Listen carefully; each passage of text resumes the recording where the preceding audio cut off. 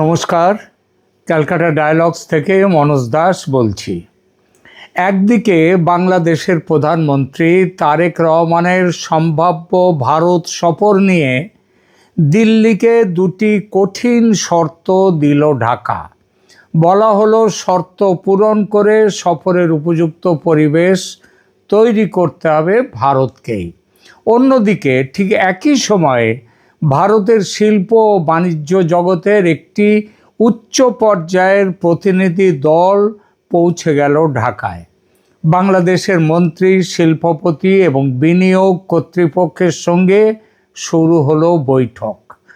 আর তার মধ্যেই বাংলাদেশের অর্থ ও পরিকল্পনা মন্ত্রীর বিস্ফোরক স্বীকারোক্তি, দেশের গ্যাস ও বিদ্যুৎ সংকট 6 মাসে নয়, 1 বছরেও নয়, মিটতে লাগবে অন্তত 2টি বছর। ঠিক এই সময়েই আবার 6 মাস পূর্ণ করল তারেক রহমানের বিএনপি সরকার।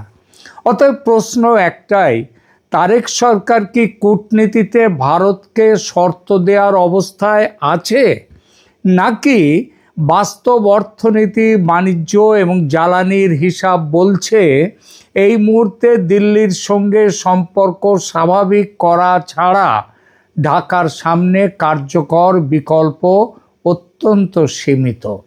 আর 6 মাসে তারেক সরকারের রিপোর্ট কার্ড বা কী বলছে? আজকের আলোচনা এই 4টি খবরকে এক সুতোয় বাঁধার চেষ্টা।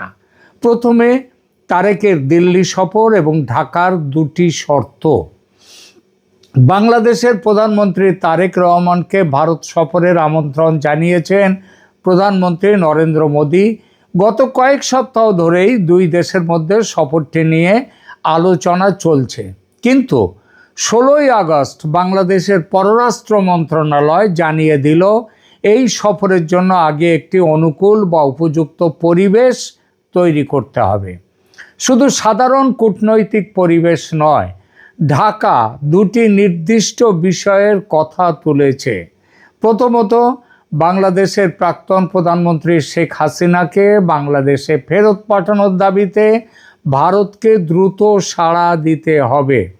দ্বিতীয়ত, শরীফ ওসমান হাদি হত্যাকাণ্ডে অভিযুক্ত যেসব ব্যক্তি ভারতে রয়েছেন বলে বাংলাদেশের দাবি, তাদেরও বাংলাদেশের হাতে তুলে দিতে হবে। অর্থাৎ শেখ হাসিনার প্রত্যর্পণের সঙ্গে আরও কয়েকজন অভিযুক্তকে ফেরত দেওয়ার প্রশ্ন জুড়ে দিয়ে ঢাকা তারেক রহমানের দিল্লি সফরকে শর্ত সাপেক্ষ করে তুলেছেন। এখানে একটি গুরুত্বপূর্ণ আইনি ও কূটনৈতিক পার্থক্য বুঝতে হবে। বাংলাদেশ বিষয়টিকে দেখছে রাজনৈতিক এবং প্রত্যর্পণের দাবি হিসেবে, আর ভারতের বক্তব্য শেখ হাসিনাকে নিয়ে বাংলাদেশের অনুরোধ পাওয়া গেছে এবং সেটা ভারতীয় আইন ও প্রযোজ্য বিচার বিভাগীয় প্রক্রিয়ার ভিত্তিতে বিবেচনা করা হবে। অর্থাৎ বাংলাদেশ দ্রুত রাজনৈতিক সিদ্ধান্ত চাইছে, কিন্তু ভারত বিষয়টিকে আইনি পরীক্ষার মধ্যে রাখছে। দেখুন, কাউকে অভিযুক্ত ঘোষণা করলেই অন্য একটি দেশ তাকে সঙ্গে সঙ্গে তুলে দিতে বাধ্য নয়। অভিযোগের প্রকৃতি, বিচার প্রক্রিয়ার নিরপেক্ষতা, রাজনৈতিক প্রতিহিংসার আশঙ্কা, সম্ভাব্য শাস্তি এবং প্রত্যর্পণ চুক্তির ব্যতিক্রম সব কিছু পরীক্ষা করা হয়। শেখ হাসিনার ক্ষেত্রে বিষয়টি আরও জটিল, কারণ তিনি শুধু একজন অভিযুক্ত ব্যক্তি নন, তিনি বাংলাদেশের দীর্ঘদিনের প্রধানমন্ত্রী, একটি বড় রাজনৈতিক দলের নেত্রী এবং বাংলাদেশের বর্তমান রাজনৈতিক সংঘাতের কেন্দ্রবিন্দুও তিনি। এর সঙ্গে যুক্ত হয়েছে শেখ হাসিনার ডিসেম্বরের মধ্যে দেশে ফেরার ঘোষণা। তিনি আওয়ামী লীগের ওপর থেকে নিষেধাজ্ঞা প্রত্যাহারের দাবিও জানিয়েছেন। ঢাকা মনে করছে ভারতের মাটিতে বসে শেখ হাসিনার এই রাজনৈতিক তৎপরতা বাংলাদেশের অভ্যন্তরীণ বিষয়ে হস্তক্ষেপের সমতুল্য।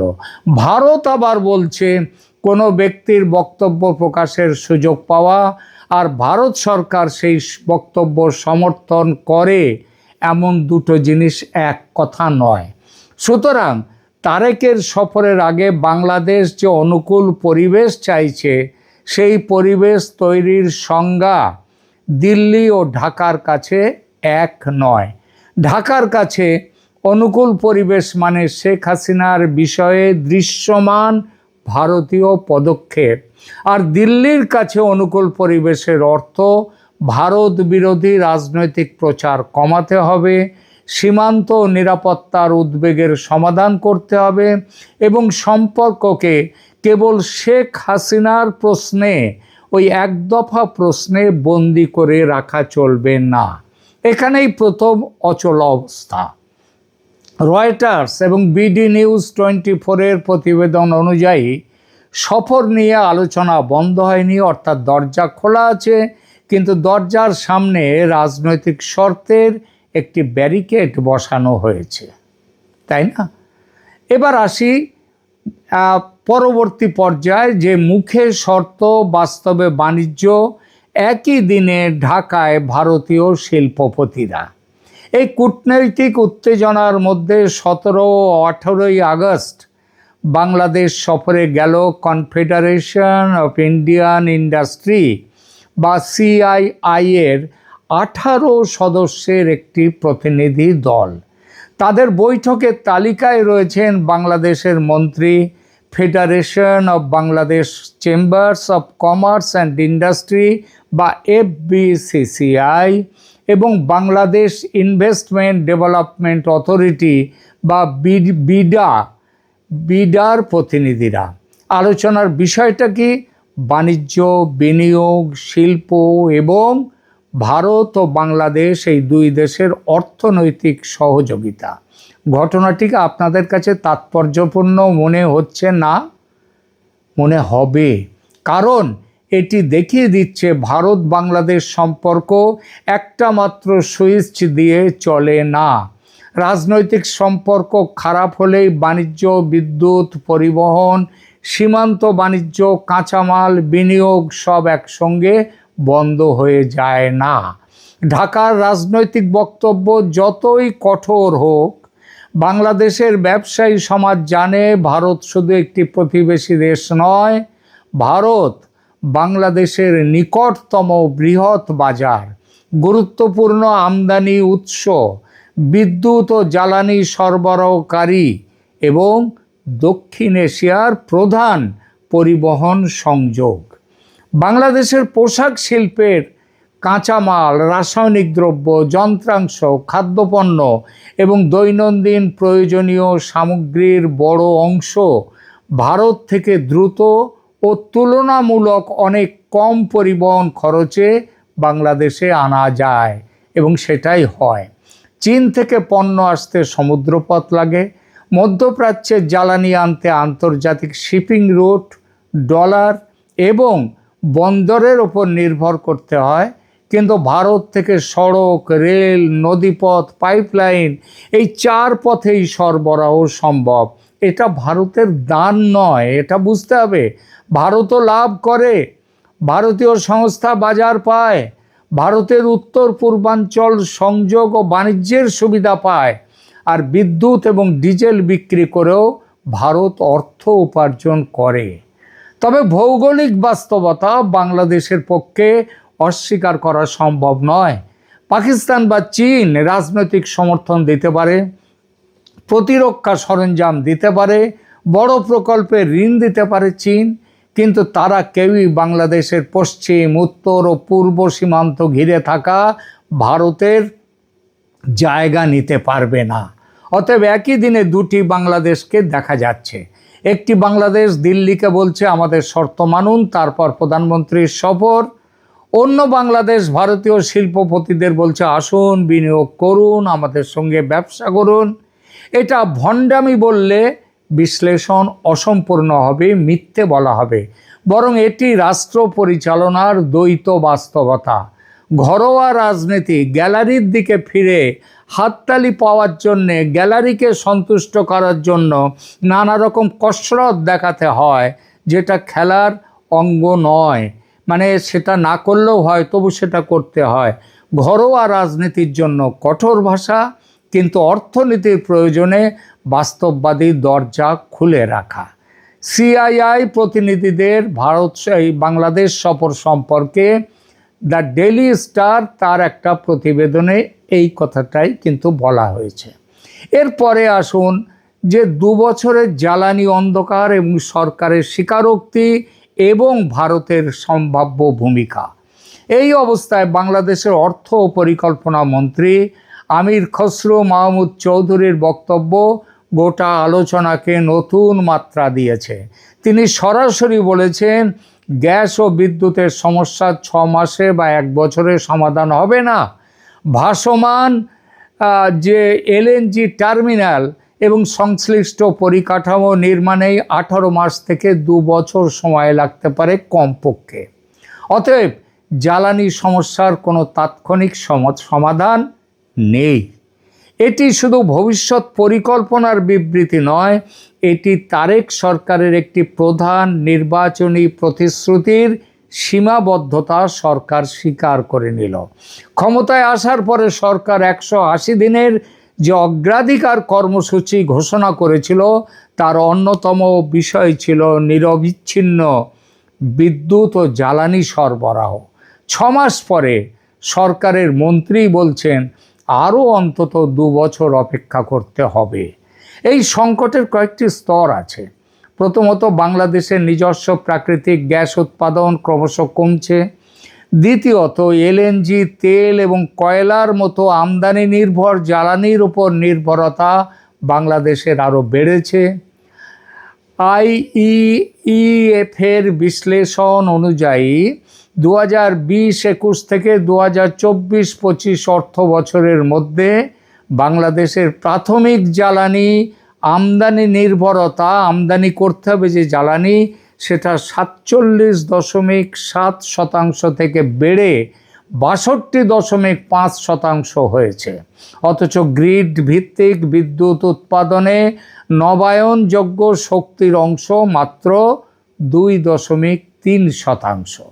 তৃতীয়ত, পশ্চিম এশিয়ার সংঘাত এবং আন্তর্জাতিক বাজারে জ্বালানির মূল্য বৃদ্ধি বাংলাদেশের আমদানি খরচ ভয়াবহভাবে বাড়িয়েছে।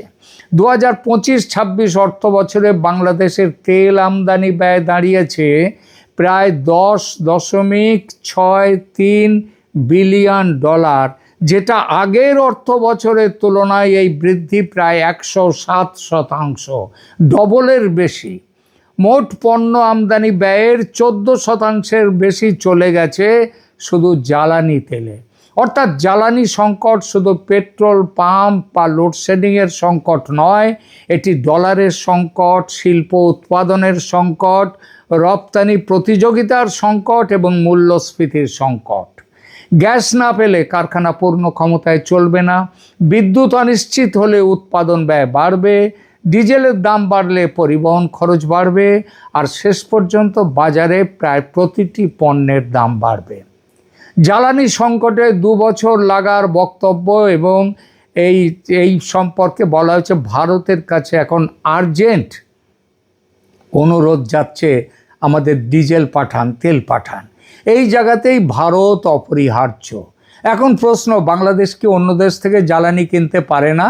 নিশ্চয়ই পারে। বাংলাদেশ সৌদি আরব, সংযুক্ত আরব আমিরাত সহ বিভিন্ন দেশ থেকে অপরিশোধিত তেল কিনে থাকে। রাশিয়া থেকে ডিজেল আমদানির জন্য মার্কিন নিষেধাজ্ঞায় ছাড়ও চেয়েছিল বাংলাদেশ। যুক্তরাষ্ট্র, মধ্য এশিয়া, আফ্রিকা ও অস্ট্রেলিয়া সহ একাধিক উৎস বাংলাদেশ অনুসন্ধান করেছে। অতএব ভারত ছাড়া পৃথিবীতে বাংলাদেশের জ্বালানির আর কোনো উৎস নেই, এ কথা তথ্যগতভাবে ঠিক নয়। কিন্তু সংকটের সময় দ্রুত, নির্ভরযোগ্য এবং তুলনামূলক কম খরচে সরবরাহের ক্ষেত্রে ভারতের বিকল্প বাংলাদেশের কাছে কেউ নেই। ভারত বাংলাদেশ ফ্রেন্ডশিপ পাইপলাইনের মাধ্যমে অসমের নুমালীগড় থেকে শোধনাগার থেকে সরাসরি বাংলাদেশের পার্বতীপুরে ডিজেল পৌঁছে যায়। সমুদ্রের অশান্ত রুট, বন্দরে জট বা দীর্ঘ শিপিং এই সময়ের প্রয়োজনই হয় না, সেটা পাইপলাইন দিয়ে পৌঁছে যাচ্ছে। 2026 সালে এই ব্যবস্থায় বছরে প্রায় 1,80,000 টন ডিজেল সরবরাহের পরিকল্পনা করা হয়েছিল এবং ভারত সেটা পাঠাচ্ছে।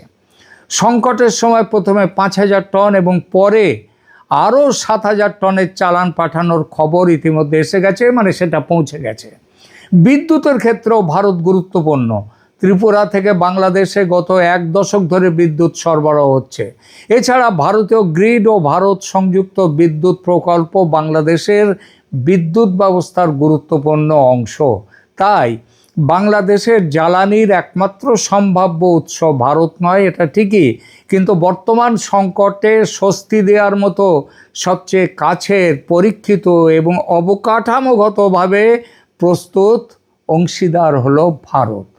আর জ্বালানি সংকট যদি সত্যিই 2 বছর স্থায়ী হয়, তাহলে দিল্লির সঙ্গে দীর্ঘ কূটনৈতিক সংঘাত চালানো ঢাকার পক্ষে সম্ভব নয়। ঢাকাকে মাথা নোয়াতে হবে। 6 মাসে, এরপরে আসি 6 মাসে তারেক সরকারের রিপোর্ট কার্ড। এবার মূল প্রশ্ন, তারেক সরকারের 6 মাসের প্রাপ্তি কী আর অপ্রাপ্তি কী? সরকারের নিজের রিপোর্ট এবং স্বাধীন পর্যবেক্ষকদের মূল্যায়ন এক নয়, তাই দুই দিকই দেখা প্রয়োজন। প্রথম সাফল্য এই সরকারের রাজনৈতিক অনিশ্চয়তা, যেটা মোহাম্মদ ইউনূসের সরকারের আমলে ছিল, সেই অনিশ্চয়তাটা খানিকটা কমেছে, এটা প্রথম সাফল্য। দ্বিতীয়ত, অন্তর্বর্তী সরকারের সময় নির্বাচনের সময়সূচি, রাষ্ট্রের ভবিষ্যৎ কাঠামো এবং ক্ষমতার হস্তান্তর নিয়ে যে অনিশ্চয়তা ছিল, ফেব্রুয়ারির নির্বাচন ও নতুন সরকার গঠনের পর সেই অনিশ্চয়তা অবশ্যই কমেছে। একটি নির্বাচিত সরকার কাজ করছে, মন্ত্রিসভা রয়েছে এবং সংসদীয় প্রশাসন ফিরেছে। এটি রাজনৈতিক স্থিতির ক্ষেত্রে ইতিবাচক।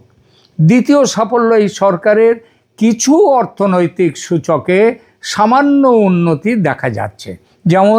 যেমন বৈদেশিক মুদ্রার রিজার্ভ কিছুটা বেড়েছে এবং জুলাই মাসে পয়েন্ট টু পয়েন্ট মূল্যস্ফীতি 8.32% নেমে এসেছে, যা 8 মাসের মধ্যে সবচেয়ে নিচে।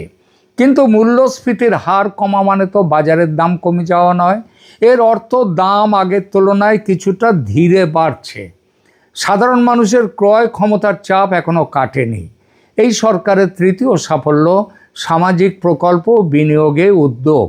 সরকার তার 180 দিনের মূল্যায়নে জানিয়েছে, প্রশিক্ষিত 10,000 যুবকের মধ্যে 9,450 জনকে প্রায় 94.6 কোটি টাকা ঋণ দেওয়া হয়েছে।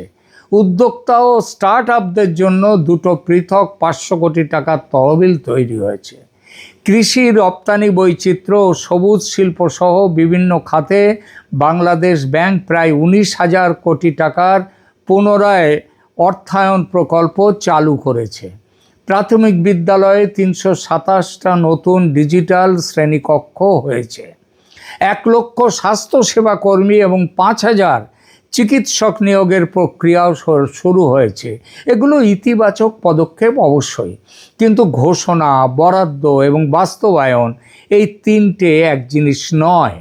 প্রকল্পগুলো মানুষের জীবনে কতটা পৌঁছলো তার পূর্ণ মূল্যায়নের জন্য আরও সময় দরকার। সরকারের 180 দিনের মূল্যায়ন তাই সবচেয়ে বড় ব্যর্থতা হলো জ্বালানি। নিরবিচ্ছিন্ন বিদ্যুৎ ও জ্বালানি ছিল সরকারের 180 দিনের সবচেয়ে বড় অগ্রাধিকার। সেই ক্ষেত্রে সংকট সবচেয়ে প্রকট এবং সরকার এখন 2 বছরের সময় চাইছে। এই বিষয়ে তারেক সরকারকে 5 নম্বর দেওয়াও কঠিন। দ্বিতীয় দুর্বলতা হচ্ছে এই সরকারের আইন শৃঙ্খলা ও প্রশাসন। পুলিশ ও প্রশাসনে ব্যাপক বদলি, কর্মকর্তাদের বাধ্যতামূলক অবসর এবং রাজনৈতিক প্রভাবের অভিযোগ অত্যন্ত দৃঢ়ভাবে উঠেছে। জামাত সহ বিরোধী পক্ষ রাষ্ট্রীয় প্রতিষ্ঠান দলীয়করণের অভিযোগ করছে।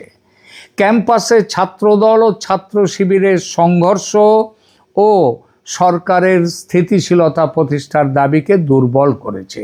তৃতীয় দুর্বলতা, সাধারণ মানুষের জীবনে স্বস্তির অভাব।